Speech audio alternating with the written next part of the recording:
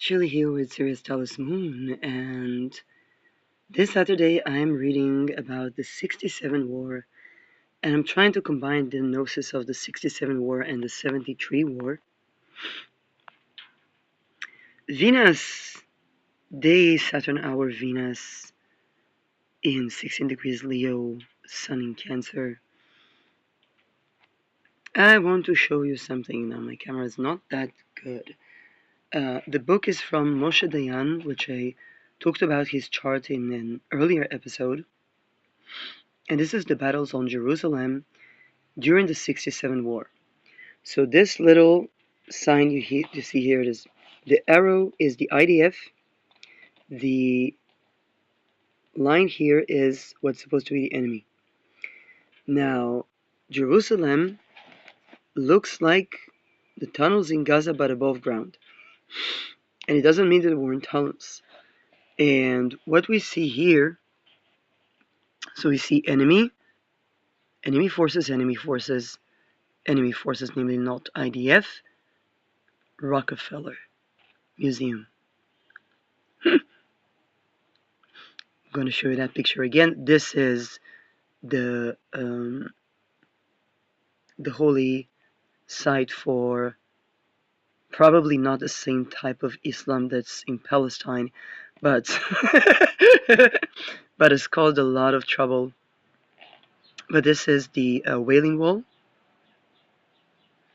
Notre Dame Pass, Wadi Jun, and in between the enemy forces, namely not IDF forces, we have surrounding Rockefeller Museum. Now the question, because we're talking about 67, and because these forces that were around Jerusalem, they were not new. Everything here was prior to, it was the plan to what they call Sadin Adom, which is basically a very weird and suspicious way to have a code name for attack or for an order to attack. And they basically were preparing the plan. That's the sign of the IDF. Preparing the plan to conquer Jerusalem. So at the time, they were looking at what are the enemy forces, and then in between them, we have Rockefeller Museum.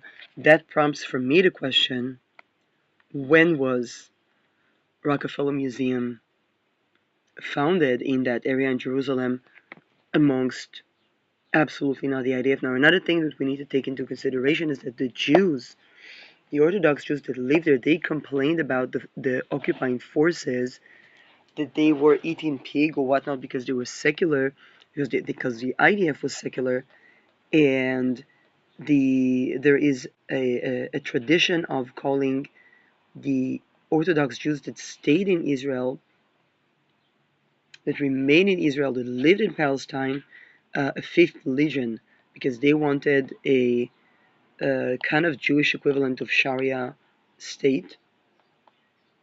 This is why the call to recruit them to the army is suspicious for me. I know the Lapid family was calling to that, and I find it very strange. I find it like they didn't, like there was a reason Ben Gurion, particularly because they called to teach the secular studies in the Orthodox schools. So there's a very interesting path that they're taking, but they're going to have to deal with any type of sexual boundary violation, also between boys, also in the army, particularly for the coming times. So,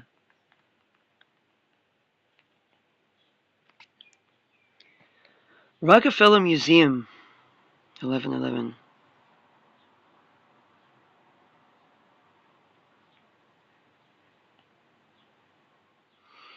Rockefeller Museum for Archaeology. When was it founded? in 1938. So this was during the British Mandate, and in the name of John D. Rockefeller, the son.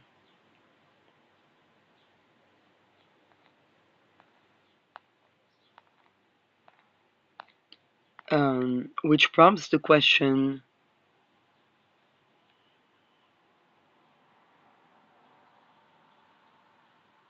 so it was founded with the end of the Ottoman Empire and the beginning of the British Mandate.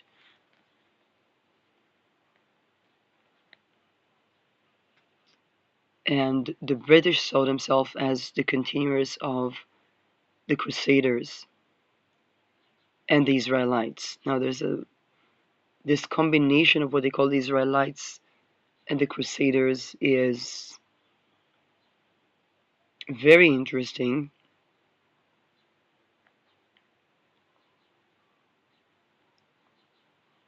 And this is where Rockefeller came in and established basically a real estate owned by Rockefeller as a museum.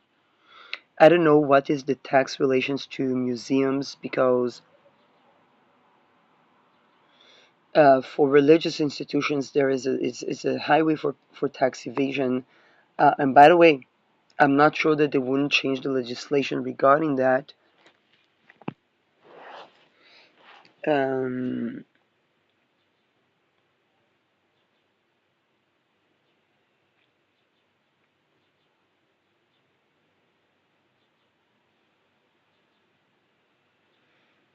because the question that I ask, if I think about the oil embargo that changed the regime in Iran, and it was the first time it was possible to criticize Israel,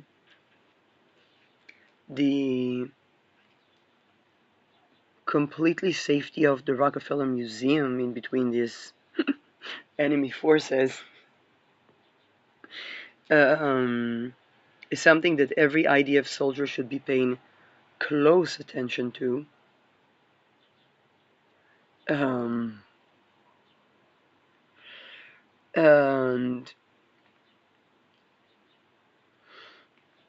the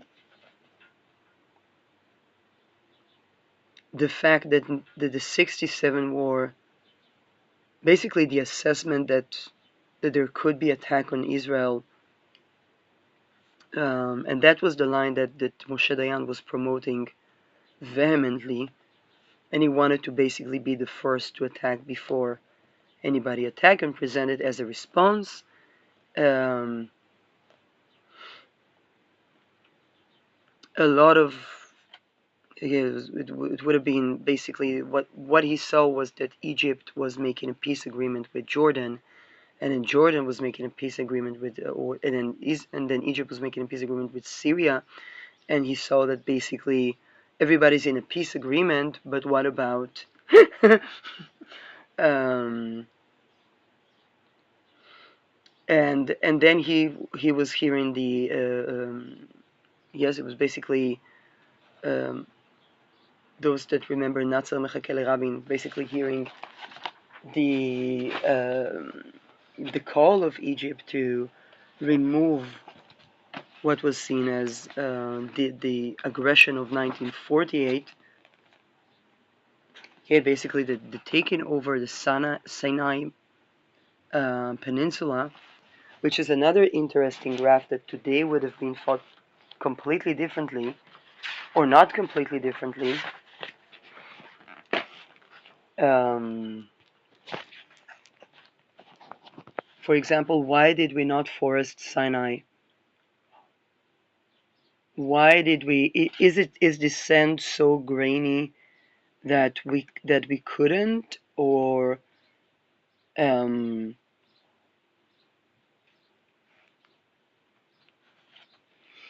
um, were we afraid that we would be attacked if we revived the area? Like, what is going on there? Because we had Mount Sinai, and between, let's say, the 50s and 67, it could have become a forestful, abundant with water and and rivers and lakes and dams, um, peninsula where Israelis and Egyptians and Palestinians could live side by side as long as nobody rapes anybody, because that would cause throughout time some sort of desertification or alternatively flood. Because I was asked concerning Indonesia, and I believe that in the more Netherland type of lands or in the more mutable lands where flood is the risk, then we would see flood, and in the more land land we would see desertification, which we indeed also see in Europe. So that's my question regarding Indonesia when I was asked regarding my understanding that sexual boundary violation and wedding at puberty, also of boys. Okay, nobody hears about the boys that are wed at puberty because it happens in such secrecies. And why did it not cause desertification in, let's say, areas like Indonesia? And I said, well, that they would see it as the flood. Um, and this is an oscillation of the water. And indeed, right now we see the rising of the North Sea. They remind us the days of when people lost more than they remained than the people that remained when they were trying to work with the sea or trying to allow the sea to invade the land and then had the land flooded. There are a lot of ideas, and now they're trying to comprise a different with the sea notion. Those tendencies happen side by side with desertification in Europe and other areas. And side by side with reforestation, the right of animals to roam, um, reservoirs of natural reservoirs, not reservoirs like what people call it. Yeah, yes, I know that this is a politically charged term because the need to occupy land and have that land flourishing created a need to have nature reservoirs, and then in those lands where they had people, then the people were part of what they wanted to preserve, and that as terrible as it sounds when we think about colonialism, it was also a feasible way um, to preserve the land and its people. Unfortunately, with the Rockefeller schools, we had the Rockefeller schools for both white population and indigenous population. Um,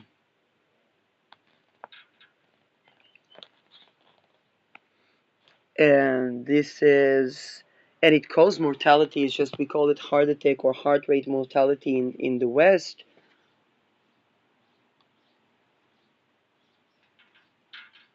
or cancer disease, which of course affected indigenous societies. They began to die with diseases that they didn't have because of the change in food, the prohibition of fishing, or the animals that even the dogs that were assisting in hunting. So there was a lot of attempt to control both nature and people. Um, and again, how should I say it? Prevention of wedding at puberty is one of the greatest things that, in both boys and girls, secret or not, one of the great things that can be done. Sexual boundary honoring, again, very important um, to prevent. And I think that Israel is currently in the Eighth House of Israel. Um, right now, it's quite obvious that the only reason a country is not attacked at any day is because because it's earthquake o'clock, and we are absolutely like I think all the enemies, including the frenemies, understand that um, um, why am I saying frenemies? Sexual boundary violating soldiers are Fifth Legion. Commanders are infiltration. governors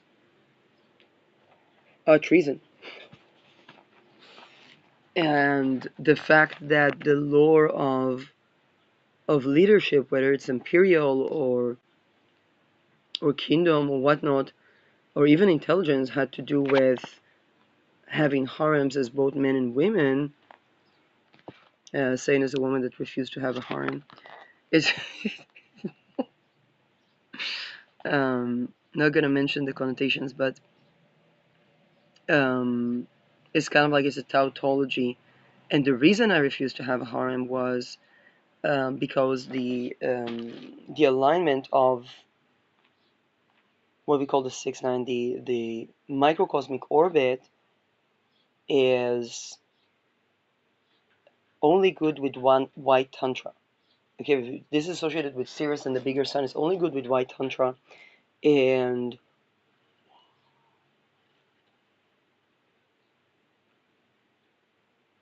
um, it's particularly important for European heritages because Sirius is seen from Europe, and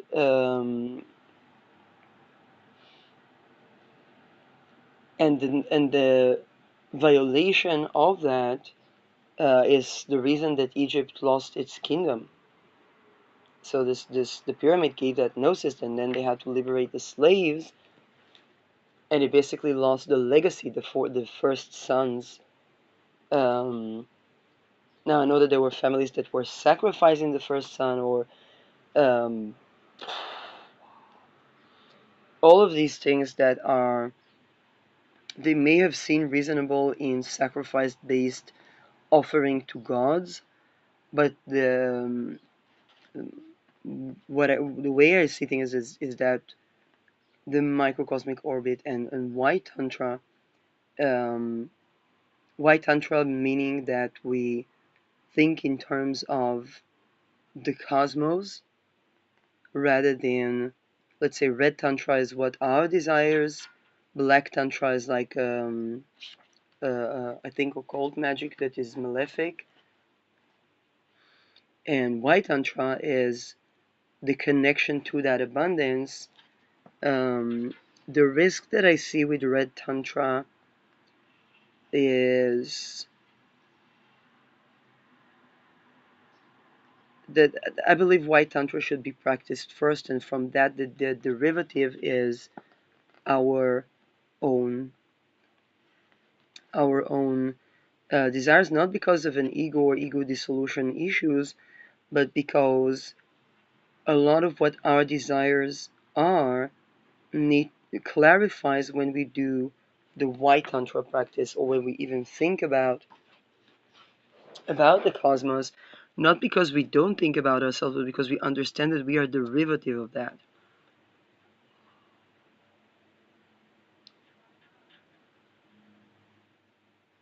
For example, I know that there were a lot of for as a person that lived in crime neighborhoods or neighborhoods where there was a lot of things that that that made me feel very scared. I realized that A, it's not like the high society neighborhoods are safer, and B, just like I don't know, tending to the garden or transforming the land and making sure that people have houses and that they're not susceptible to be victims of crime, change the environment in crime neighborhoods. The same thing need to be done in where the big yachts are, or where the hidden mansions are, because it has an effect on the world, and it absolutely came from there. It's not that it's not about living in a big mansion, or it's not about the big yacht per se. I think that the sailing the seas, like the only reason they have a really big yacht is if you're going to sail the North Sea, and then I don't know if you need a yacht. You probably need a bigger. Way, if I think about the ships of past times, they were way bigger than the modern ones. I'm not that acquainted with the materia because we could get the same result with either with more condensed materia that does float. It's kind of like my prediction is, but I need to study both aerodynamics and water dynamics better. Um, so what I'm trying to figure out for this area is, I know that the oil embargo changed the regime in Iran, and it created some sort of a constant um, existential threat. Um,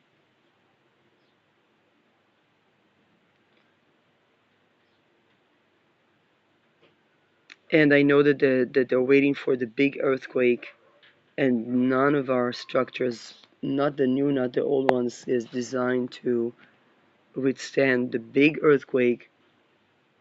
This is why also the notion of houses with land, building high. I understand that building high is exciting. I can understand the fascination about a penthouse. It's a lovely thing to be able to see the sea from the top of a building. That being said, um, people also need land, and if I think about Netherlands, where they were building 3 stories up, and they were limiting the building to 3 stories up, but they were also building 3 stories up to withstand the flood, but also maintain the right to light, which is essential for the nervous system. Um,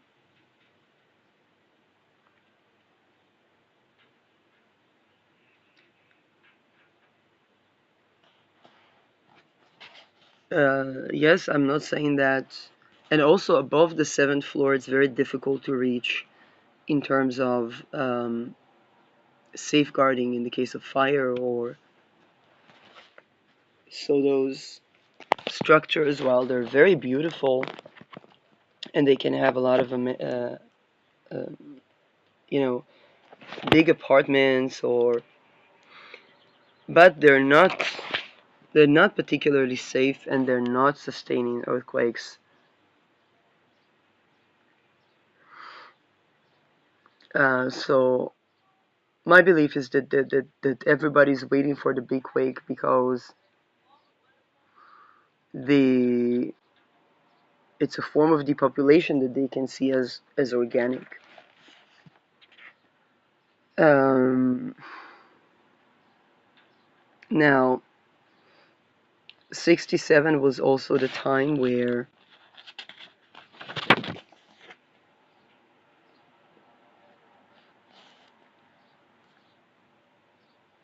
when we think about Jerusalem in particular, so there was the Christians, there were the Jews. And one of my jokes with myself would be that the, I don't know, Mea Shearim or the Orthodox would be probably painted as as enemy forces. and so, and they had to, tiptoe around the monastery of Notre Dame.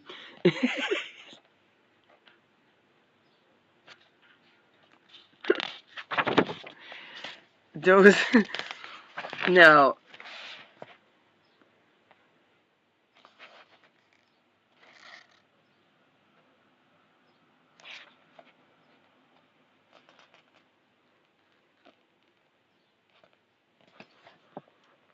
all of this is entering the buildup that would be the oil embargo, and then Iran provided oil to Israel, and then Iran was replaced, very simply put. But all of this oil is all derivative of the big Standard Oil. In fact, the 1911 division of Standard Oil created the oil war divisions, but it was also a form of decentralization, or a level of at least visible decentralization, or something that more accurately represented divisions and quarrels within Standard Oil itself. When gas enters the arena, we have that with gas as well and gas infrastructures.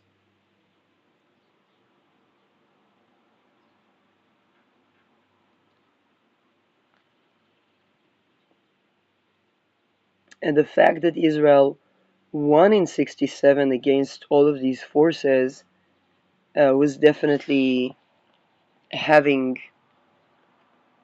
a dual effect. Both within Israel, the people did not want to go to the army. They wanted to live good. They wanted that gave rise, I think, to the Lapid family in the politics, and they wanted to open the markets, and they wanted to um, never. Basically, what we couldn't do was Norwegian. Why am I saying that? Because after people won the war, then it was it was they wanted to live good. They wanted to rest on their laurels. And because Norwegian had the oil but did not have the frontiers as intense.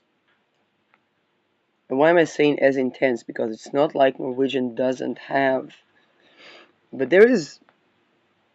It has Finland, it has Denmark, it has Sweden, it has Britain, it has Russia. It's not that Norwegian is a lonely isle. um, and yes, but that they're all Vikings, one could say, well, they're all Semitic, and they still fight. So, um, but what they did with sustaining through, it probably was more questionable than we can think about, or more controversial than we can see it from here.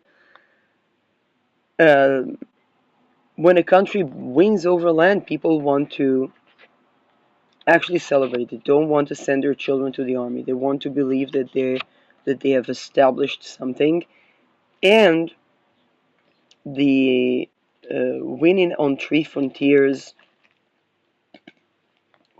at a war that was predicted or started before anybody would start. Um,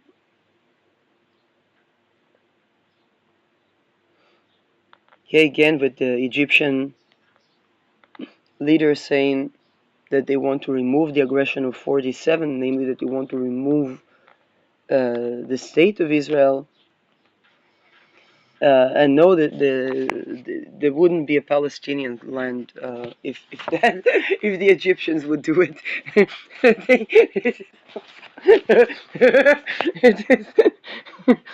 um, but probably just the countries thinking on how to divide the land would bring in another empire to try to sort and take over land. It's probably what the Ottomans did here and the British did here. It's kind of like, think about it. If all of these countries, Lebanon, Syria, Jordan, and Egypt, were agreeing upon how to divide Palestine, there wouldn't be no Ottoman Empire, like, nor a British one.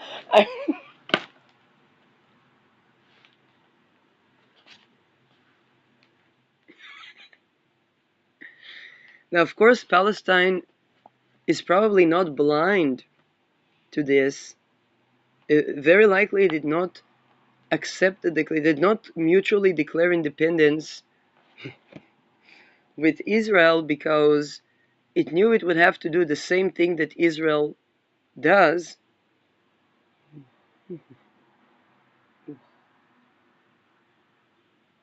to sustain themselves in the face of the other countries.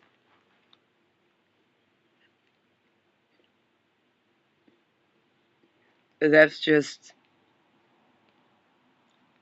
and even Israel that has the Declaration of Independence that says equality for sex, gender, um, two laws that are the equivalent of constitutional. Hey, the Kvod Adam v'Cheruto is the basically human dignity, and for example, sexual boundary violation is violating this chok, so this foundational law.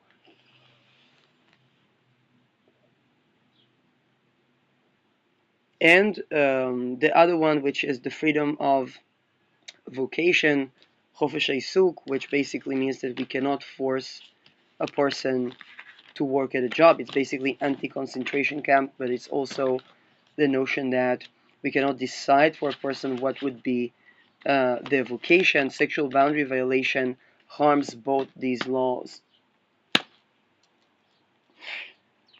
Um, and the army has to respect these laws within its lines a lot to have a strategic advantage over the countries in the region, particularly when you think about Iran prior to 79 that was secular. Now, Palestine would have to top Israel to even sustain in level of women rights, children rights, human rights, honoring sexual boundaries even within war, even at battle, even under depression.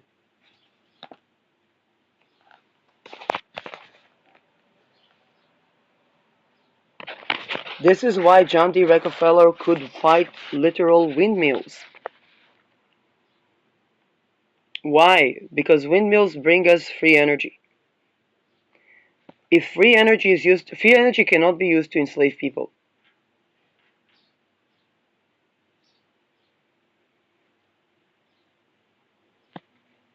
This is why Nikola Tesla's idea, and by the way, in Finland they did something, they began to power a part of the city using a lightning. It's, I'm not saying that it's not scary.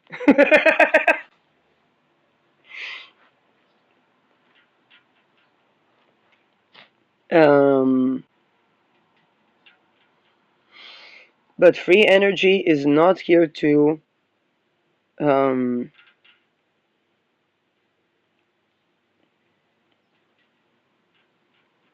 okay, is not here to how should I say that, to harm people.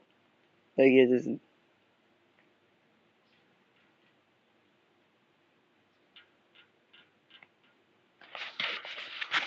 I believe we're seeing even with AI the belief that there would be a creation that would be of subservient to humanity is fictitious.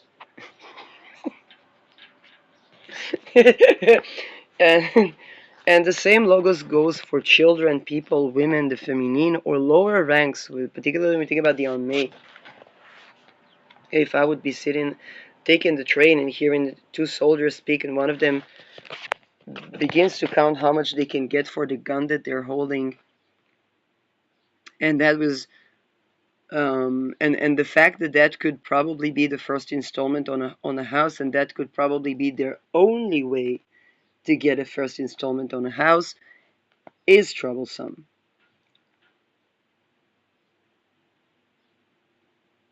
Now, when they want to have housing for the veterans, again, Palestine should lend an ear. Then it has to honor, like if there, let's say if there is violence in the houses, it's easy to invade them. I think the people that invaded Otniel and killed a family there would probably have a way more difficult time if there weren't pressure to wed or um, emphasis on honoring sexual boundaries, right to exit, let's say, religious practices as a community to Um,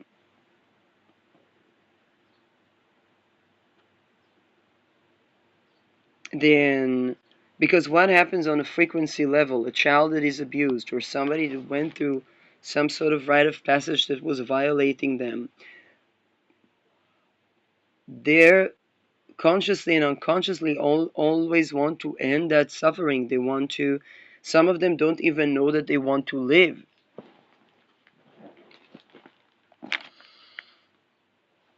Now, this thing is uh, progressing in the ether.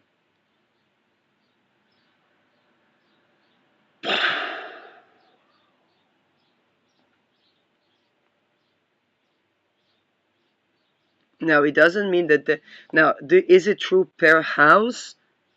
I wouldn't necessarily say that. That would be eluding ourselves.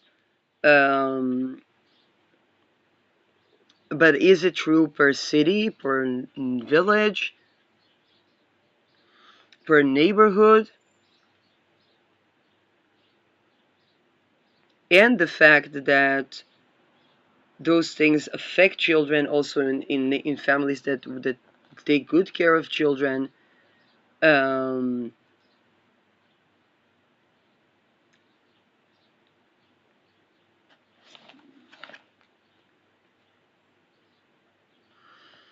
it means that those children that were affected um, basically want to end the rape of the infants. They want there to not be rape of the infants, or for there to not be rape, and that is um,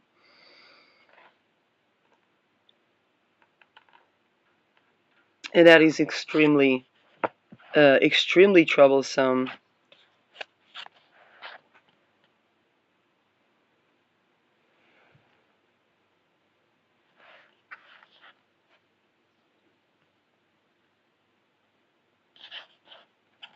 We've seen how that leads to death of young men, um, and it's not witchcraft. It's simply a harm. It's kind of like the infant that was raped wants to end the rape. They don't have the language. They don't have. The problem is not the raped person. If people blame it on the raped person, they will lose. They would lose them. They would lose their language, their heritage, their culture, their DNA. And I actually, saw several cases of. I said we need to allocate resources to look at rare diseases, and I saw several of the rare diseases are genetic and genetic mutation, and there would always be this over the story of for example, a mother could have occultistically be have been could have occultistically have been raped, and she could be aggressive to her children, and then the children don't see anything happening, so they don't understand, and then when the genetic I don't know, when that mother would get Alzheimer or would get I don't know, neurodegenerative disease, then people would say, oh, then that's the disease. But when the mother was occultistically raped, the child doesn't know anything, and so they think that a conscious person decided to harm the child, which is hardly ever the case. And the husband, if he's not in it, then he could be seen. Yes, it's coming, like, let's say, from the lady's lineage, he could be seeing her acting weird and not understanding why. Yes, not always. Oh, the husband beats the wife. Sometimes it is, sometimes it isn't.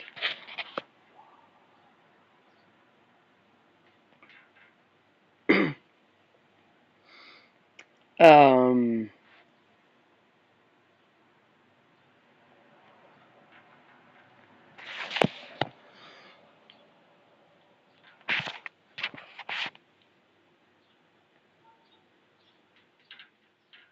those things are the first line of defense for any country.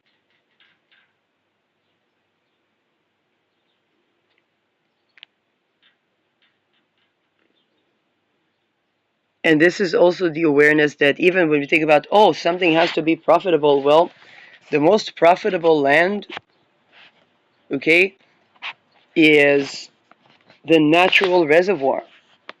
This is why a lot of Africans complain about having no housing. But why? Because first of all, it's oxygen, it's food, it's the right room, it's the food that prevents cancer.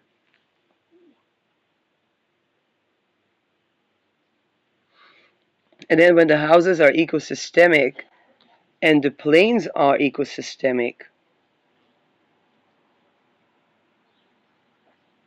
okay, I believe that an ecosystemic plane that is both a submarine, a ship, a car, and an airplane would be as prevalent as Ford towards the coming century. In fact, I believe the Saturn Neptune of the 2060s can be that juncture, but instead of that being kind of like wrapped in uh, um, Uranian energy, can lead to to provide relief from requirements to have human rights, fresh water, fresh air, and so on. We see that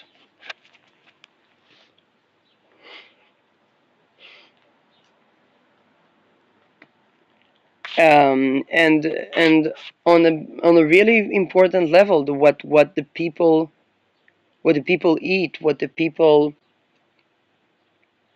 how the people live is telling of the health and the wealth of the empire or the kingdom, or the energy company or the banking elite, because that's the investment. I think resource-based economy is something we've seen with Uranus ingress to Aries, and how we can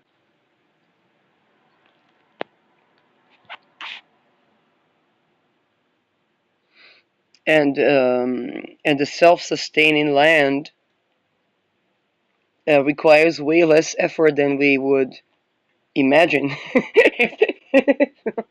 I'm speaking as a person that went, to the Negev to build half moons on arid land. The funniest story was when I tried to build a dam from stones onto the slopes of the Dead Sea, and they wanted to have a drilling of Standard Oil there. It was the first time, I believe, I worked with Moldavite and I did not see aliens. It was something like alien energy. That's the only extent. That was probably some AI or something like that, but that's the first time that I ran into that, because I was thinking to diminish the floods and then regreen the area by simply arranging the land. Okay, it's not the dams that block the Nile, for example, but the other way around.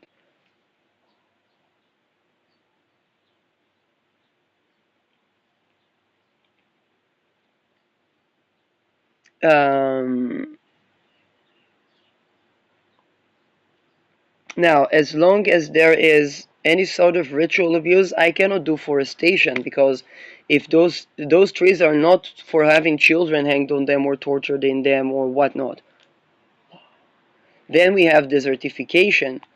As long as there is, let's say, any form of enslavement, even of the self, we all have, then I cannot do the dams that could provide hydro energy while preventing flood and while sustaining good flow to the Dead Sea. Now, ICL drilling in the Dead Sea or evaporating the Dead Sea. Um, Again, I'm not saying that we need to kill ICL. I'm just saying maybe there are other ways to have those minerals, um, or there are more sources where people can have minerals. We don't have to be a monopoly of minerals. And hydro energy is definitely self-sustaining, and this would also remineralize the entire slopes. So we talk about the slopes from the Israeli side, as also the slopes from the Jordanian side, prevent deaths, prevent risk of flood, um, and the balance of work and rest. Now, that's that's the thing where the work was needed, but there were many other plots of land where just to send off animals and let them roam free, whether it's beavers or horses, would um, would create the same results. So probably we don't even need to hire people. We just need to do it in a way that wouldn't harm the animals, so we wouldn't have animals dying there. But beavers that were considered rodents actually build dams. So I was probably somewhat still enslaving myself unnecessarily, and then ran into this friction of the energy because like, hey, there's a better way to do that.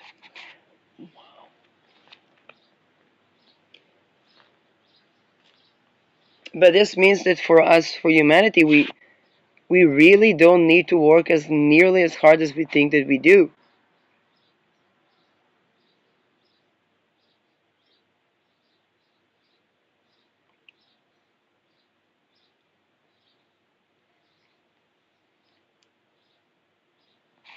And I see that as the person that put in that work, only to find out that I'm, humbled by how little would I actually need to do to reforest the area.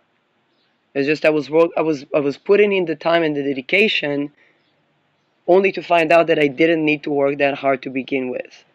Um,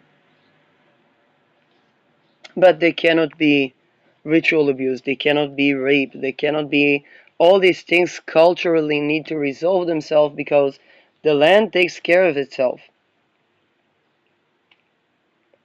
And we are also not unwelcomed on the land.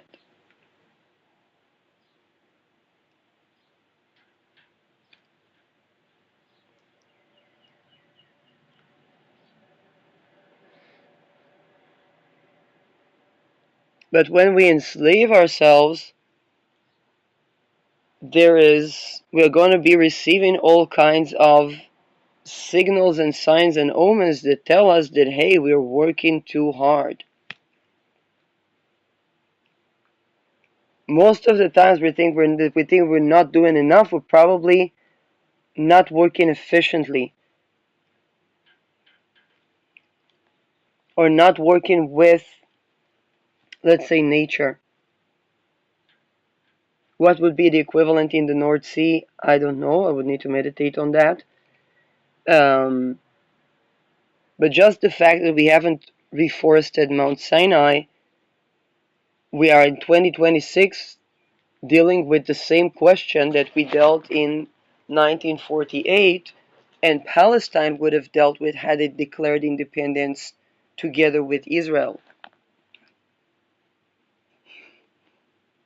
Now it was pushed to. I don't think there was attempt. There were two guerrilla groups that were declaring independence. And again, if I'm reading a book that talks about the personal signature of Moshe Dayan, who was a mass rapist of Israelis, then we can't talk about the enemy as anything other than guerrilla, but we can simply say for this guerrilla and that guerrilla, or for this army and that army, we don't get a strategic advantage. We don't get and keep land when we violate, rape, torture, or enslave. And this, I think, would be a difficult message to give to both Israel and Palestine, but a timely one. And the question that is asked is, are we going to learn that through weird wars and earthquakes, or are we going to begin to apply that and just have to refine. It's like, oh, I don't have to go myself and dig half moons. I can let the beavers do it. Maybe if I want to vacate around the area, or if I want to travel and connect with the land, then I can um, do such a project as connecting with the land until I get the better resources. But kind of like working with what I have to get or what I don't. Um,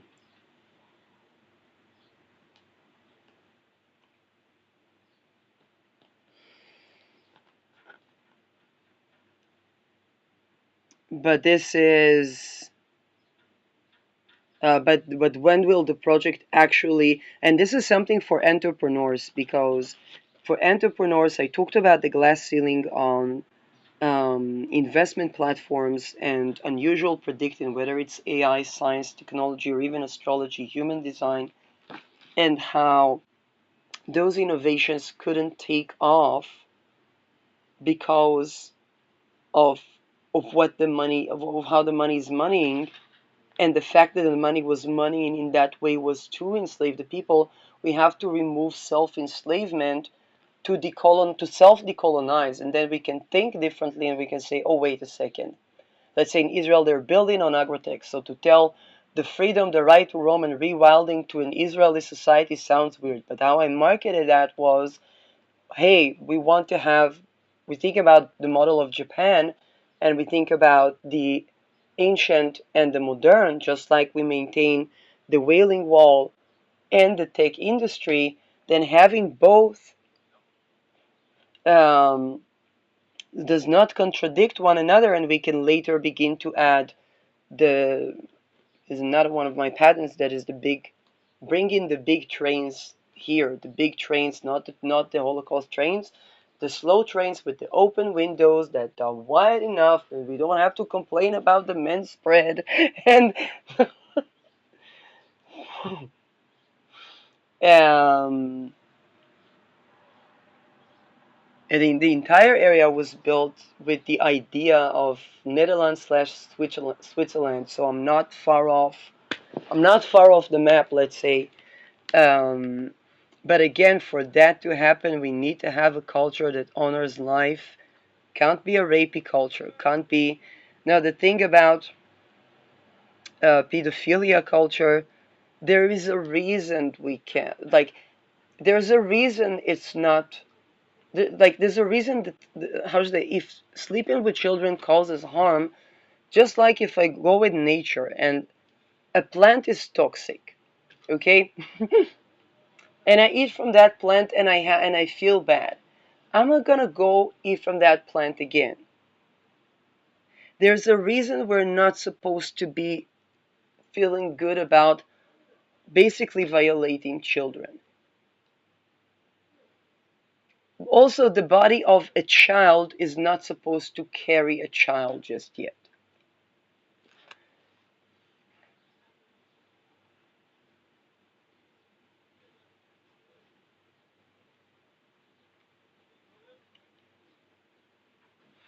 Sexual boundary violation harms the immune system,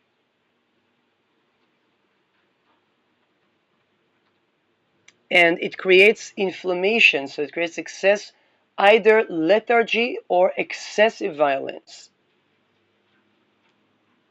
Now think about armies that have excess inflammation.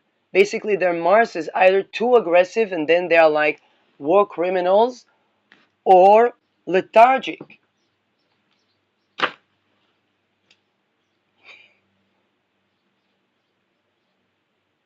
And the strategies,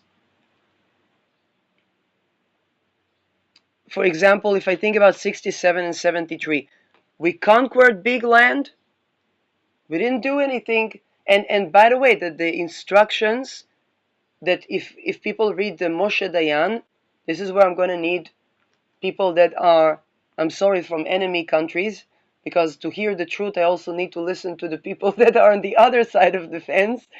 And by the way, this is important. Any commander, any military general would need to seek to hear from the people that were the enemy.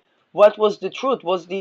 Was the IDF actually treating the refugees in silk gloves, as Moshe Dayan said? Because that's important. Because if I think that we had a successful treatment of people, of successful conquering of land, we treating the people right, and then we could say, oh, we out a regime. But then if those people give us other news, that's kind of important. That's kind of important to understand what happened within the military.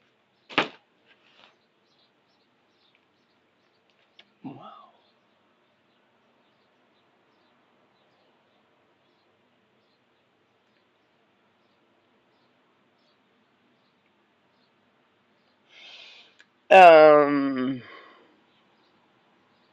we saw with deforestation of Sahara, the power of community is important, and yet it will remain, it will sustain only if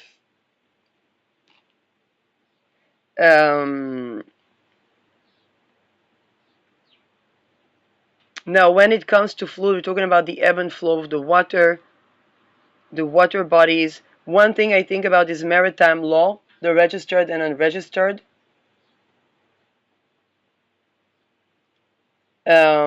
But I would have to tend, because I'm very glad I saw that I had an idea around the Arab Peninsula to do something like what the Dutch did. I did not know that the Dutch did that, by the way. I was just thinking if we could water pump and have canals into. I could cause a disaster, it's true. But I said that we could water pump into the desert, and then we would have veins of water, because I said we can change the I don't know who I was in past life, okay? If we can change the the water passage and create rivers and then pump the water, then we can basically regreen the arid land. Then people dug up half moons and did the same thing, and but then we could expose ourselves to the problems of Netherlands that did pretty much the same with canals.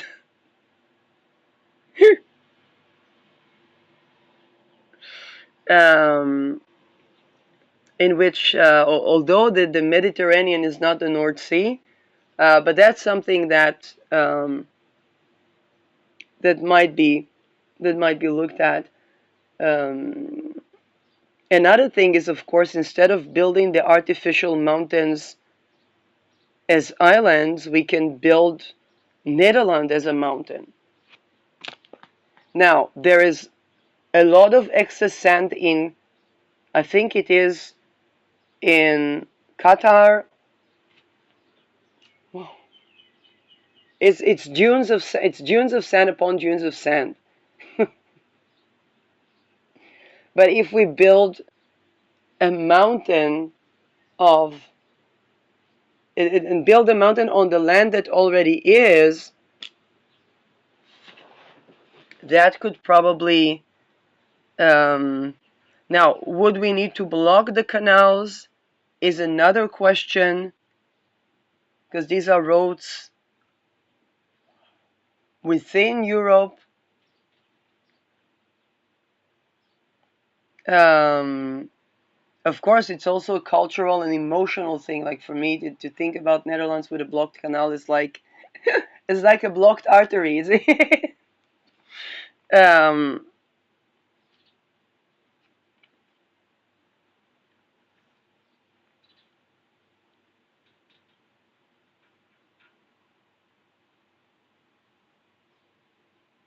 but I definitely think that something along raising the land, raising the land on land instead of at sea. I know that they are building another island, another artificial island, but they're building that, I think, both with evaporation of water. Now, of course, those water can be, they can turn into drinking water, and then people will be mad that they have to pay for drinking water.